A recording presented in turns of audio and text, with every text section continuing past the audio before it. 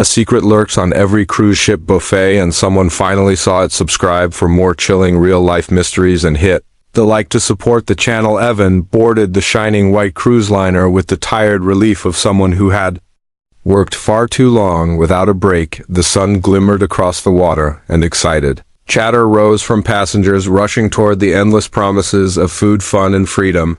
Yet as he stepped inside the grand dining hall, he felt something else tugging at him, a strange air that drifted between the polished tables and glittering trays of desserts, a whispering tension that he could not name. The buffet stretched like a kingdom of abundance, colorful fruits, towering cakes, steaming pans of dishes from every corner of the world. Passengers laughed, loading plates higher than they could handle. Music played softly overhead, and the ocean outside shimmered like a sheet of glass. But Evan noticed the staff, their movements rapid, controlled, their eyes flicking not at guests but toward each other, the way they exchanged glances as if guarding a secret. On the first night, he stayed late in the dining hall. Long after most passengers had eaten, he wandered near the buffet to grab one last snack when he saw three workers moving silently along the back counter. They lifted trays of untouched food and trays that held half-eaten meals, mixing them, placing lids, lowering them into metal carts,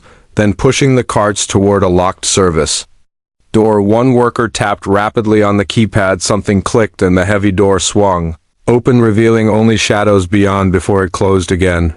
Evan blinked. What kind of room needed that level of security just for leftovers? The next morning, he paid closer attention. He noticed how no food ever seemed to truly run out, even at odd hours. Even when it should have been tossed, he spotted workers glancing nervously. Whenever a passenger lingered near the service door, he saw a supervisor adjust the angle of a hallway camera to face away from the door entirely. Something was being hidden. Later that afternoon, Evan befriended a young staff member named Raymai, who carried the haunted look of someone always on edge. Raymai seemed kind but stressed, always rushing, always watching corners. Evan casually asked him where all the leftover buffet food went. Raymai froze, the color draining from his face. Then he whispered, "Never ask that again," and walked away so quickly he nearly dropped a tray. That night, a storm rolled in and most passengers retreated to their cabins, but Evan could not sleep. The unanswered questions gnawed at him, so he slipped out into the quiet hallway and crept toward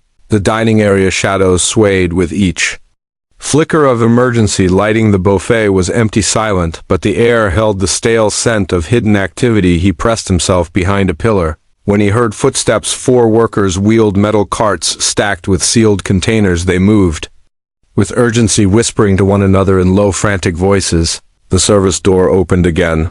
The workers disappeared, and for a moment Evan saw the faint glow of sickly yellow light from beyond the door. As he leaned closer, a clatter echoed. One container had fallen from a cart, its lid cracked open. A thick substance oozed onto the floor, and one worker cursed it in fear, not frustration. He crouched, scooping the leaking contents back inside without letting any spill further. Evan saw something he could not identify, something that made his stomach twist, but before he could look closer, a metal door groaned and slammed shut.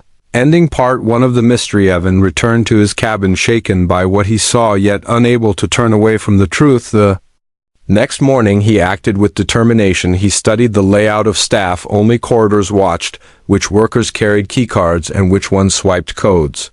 Memorizing every detail, by evening he was ready. He waited for the right moment, blending in with groups of passengers, then slipping away at the last second into a narrow crew hallway behind the dining area. The hum of industrial machines filled the air. Dim fluorescent lights flickered above. Evan moved slowly, pressing himself against walls whenever footsteps approached. He passed storage closets, linen carts, supply lockers.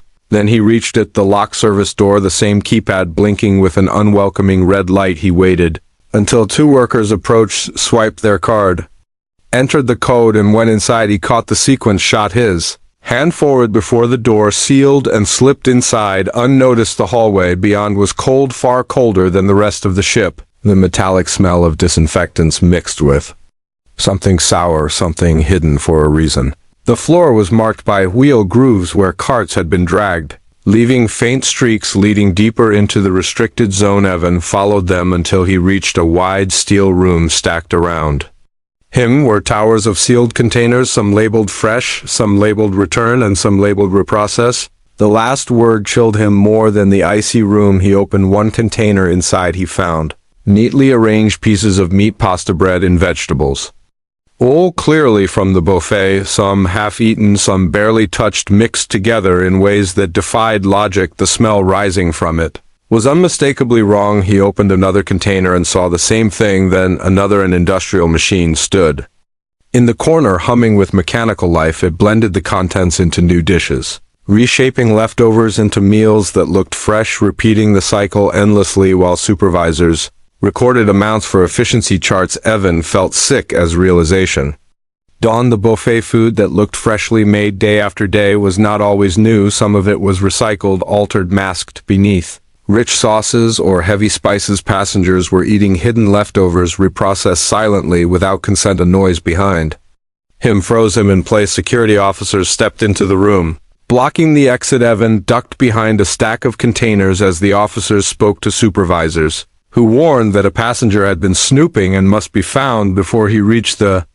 upper decks. Evan held his breath, sweating as footsteps closed in. He crept around the room, using shadows as cover, then slipped out through another door into a side hallway. Alarms were not sounding yet, but the urgency in the officers' voices told him they were close. He ran, twisting through narrow passages until he emerged near the main dining hall. Again, heart pounding, he tried to warn other passengers, but no one believed him. Some laughed, some shrugged, others said cruise companies would never do such a thing, and security soon spotted him, pulling him aside for questioning.